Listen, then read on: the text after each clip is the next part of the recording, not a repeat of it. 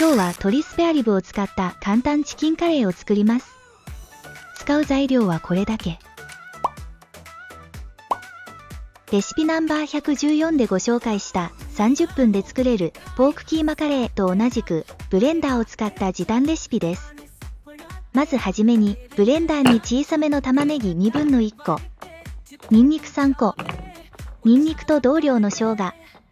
コクを出すための隠し味に今回はアーモンドを6粒加えます。そしてパウダースパイスも一緒に加えます。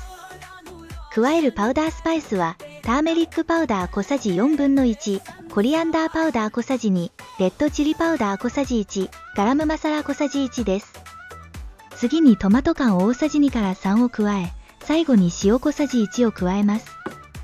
そしてブレンダーにかければあっという間にカレーマサラのベースの出来上がりです。続いてフライパンで炒めていきます。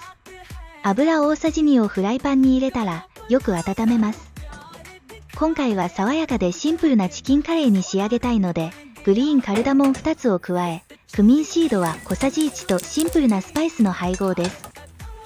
スパイスの香りがしてきたら、先ほどブレンダーにかけたマサラペーストを加えます。ブレンダーに残ったペーストも少量の水ですすいで余すことなくフライパンに入れます。そして骨付きのお肉なのでマサラを炒めるのと同時に早めのタイミングで鶏肉も加えて一緒に炒めます。約7分炒めたら水 250cc を加えてより旨味を出すためにチキンコンソメを1つ加えます。蓋を閉めて沸騰したら弱火にし、時折かき混ぜて約10分煮込みます。手羽中は手羽元よりも火が通りやすく、柔らかく煮込むまでの時間も短く作れるのでおすすめの部位でもあります。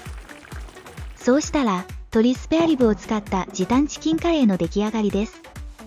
なんと、約25分ほどでスパイスカレーの完成です。チャパティとサラダを盛り付けたら、おうちご飯では申し分のないターリーの出来上がりです。約10分の煮込み時間でも、鶏スペアリブなら、骨から身がほろっと剥がれ落ちるほど柔らかく煮込めます。時短で作れるので、時間がない時でもささっと作るスパイスカレーとして、我が家では大活躍のレシピです。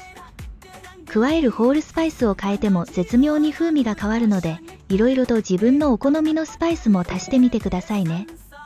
これでサクッと作れる簡単チキンカレーのレシピは完。